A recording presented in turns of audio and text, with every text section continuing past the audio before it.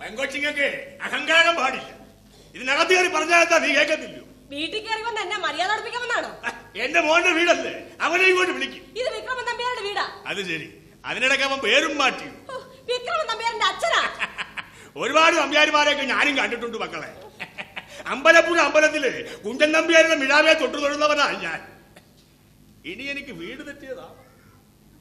അവനിവിടെ ഉണ്ടെന്ന്. നിങ്ങളുടെ മോന്റെ പേരെന്താണെന്ന് പറ. പ്രശാന്തൻ. അവന്റെ അച്ഛൻ ശശിയാ. അതൊക്കെ പോലല്ലേ മക്കളെ. വേദാളത്തിന്റെ അച്ഛൻ കൊച്ചുകൊടുപ്പാകാത്തോന്ന് കേട്ടിട്ടുണ്ട് കേട്ടോ. വേദാളോ? മക്കളെ, നിങ്ങൾ അവനെ അങ്ങനെയാണോ വിളിക്കുന്നത്? നല്ല പേരാ കേട്ടോ. കുട്ടനാട്ടുകാർ കൊച്ചിനെ അവനെ കട്ടപ്പുളകാന്ന് വിളിക്കുമായിരുന്നു. എന്നെ പല പേരിട്ട് ആക്ഷേപിച്ചവൻ വിളിക്കും കേട്ടോ. ഗുരുത്വയില് മക്കളെ, തന്റെക്ക് മുമ്പേ ഉണ്ടായവനാ. നമ്മുടെ വെങ്കൊച്ചിനേക്കാൾ സുഖം. അച്ഛനെന്താ ഇത് അതിരാവിലെ? അർദ്ധരാത്രിക്ക് ഒരു ട്രെയിനെ കയറി കിടന്നാ മക്കളെ. കൊച്ചുകൊഴുപ്പാൻ കാലത്ത് ചക്ര വന്ന് കുത്തിയോടത്തി വിട്ടു. എടി കൊച്ചേ, ഹജൂർ കച്ചേരി വിക്കറ്റ് ചെയ്യാൻ ഞാനും സരസായും കൂടി ഒരു 100 തവണയെങ്കിലും സെക്രട്ടേറിയറ്റിന്റെ പഠിക്കാൻ പോയിട്ടുണ്ട് മക്കളെ. ഈ തമ്പാനൂര് വട്ടത്തില് ഓട്ട് കമ്പനിയുടെ മുഖക്കുഴല് പോലൊരു കാപ്പിക്കട ഉണ്ടല്ലോടാ, ഇന്ത്യൻ കോഫി ഹൗസ്. എന്ത് ഭണ്ഡാരാണെങ്കിലും അതിനകത്ത് കയറി കാപ്പി കുടിക്കും. ഒരു സിനിമയെ കാണും. പണ്ട് സമരത്തിന് വരുമ്പോഴുള്ള പതിവാ. അവൻ എന്തേ മക്കളെ? അവൻ കുളിക്കുക. ഓ, രാവിലെ തന്നെ എവിടെ ചെല്ലണമെന്ന് പറഞ്ഞു. അച്ഛൻ അതിരാവിലെ വന്നത് നന്നായി, ഇല്ലെങ്കില് വൈകിട്ട് അവനെ കാണാൻ വെക്കും. ചെറുക്കൻ കാശായ ചേർന്നത് കൊണ്ട് ബാക്കി കൊണ്ടു ചെന്ന് നെളിഞ്ഞ് അടക്കിയാ മക്കളെ. അല്ല, ഇതാര്? നിങ്ങൾ വന്ന് കയറിയത് ഞങ്ങളുടെ നല്ല സമയത്താ.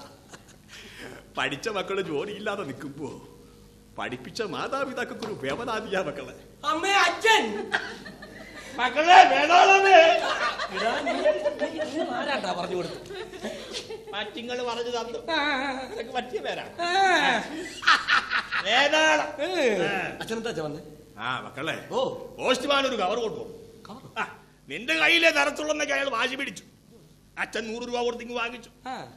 എന്തോ ഗൗരവമുള്ള കാര്യമാണെന്ന് മനസ്സ് പറഞ്ഞു. രാത്രി തന്നെ അതും കൊണ്ട് ഇങ്ങോട്ട് ഇറങ്ങി.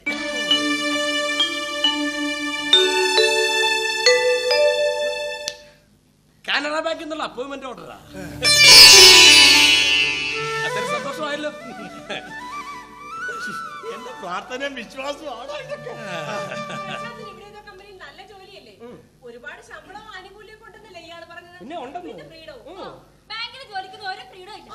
പോരെങ്കിൽ 12 മണിക്കൂറെങ്കിലും ജോലി ചെയ്യും. പിന്നെ ആലോചിച്ച് തമ്മിലേതാ നല്ലത് വെച്ചാൽ സ്വീകരിക്കുക. നിന്റെ യുക്തി പോലെ. എടാ, ഇപ്പൊ ചെയ്യുന്ന ജോലിയിൽ സ്വാതന്ത്ര്യമുണ്ട്. അധ്വാനിക്കാൻ മനസ്സുണ്ടെങ്കിൽ കാശ് ധാരാളം കിട്ടും. ഇഷ്ടമില്ലേ പോകുകയും വേണ്ട. പക്ഷേ ടൂൾസ് കൊണ്ട് കിടക്കണം.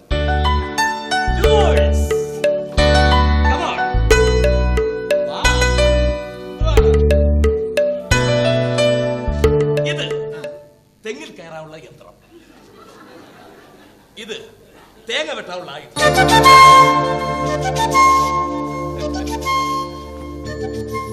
പ്രമുഖ പത്രങ്ങളിൽ ചെറിയ കാശ് കൊടുത്ത് ഓരോരോ പരസ്യം കൊടുത്തു. ഫോൺ നമ്പർ സഹിതം ദിവസം മിനിമം ഒരു 10 പേരെങ്കിലും വിളിക്കും.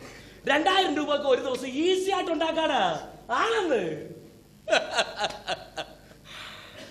എഞ്ചിനീയറിംഗ് പഠിച്ച ഞാനിപ്പോ കോക്കനട്ട് ട്രീയിൽ കയറുന്ന എഞ്ചിനീയറായി. അധ്വാനിക്കാനുള്ള മനസ്സും വൈറ്റ് കോളർ ജോബ് എന്ന നിർബന്ധമില്ലെങ്കിൽ ഏത് പഠിപ്പുള്ളവനും പഠിപ്പില്ലാത്തവനും ഇതൊക്കെ ആവാടാ.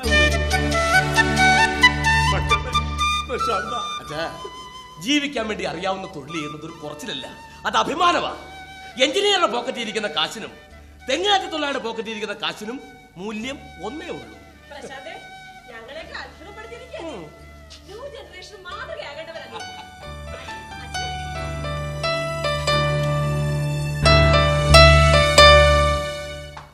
നീ തെങ്ങേക്കേറ് കണ്ടായിരുന്നു മക്കളെ.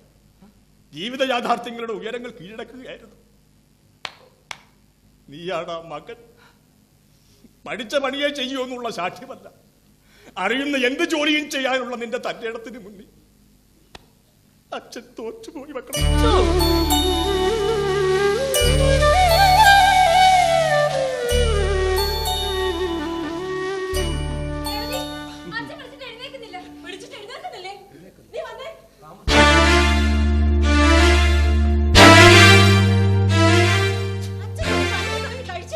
അല്ലെങ്കിൽ കെട്ടടങ്ങി കാണത്തില്ല. അച്ഛാ അച്ഛാ അച്ഛാ അച്ഛാ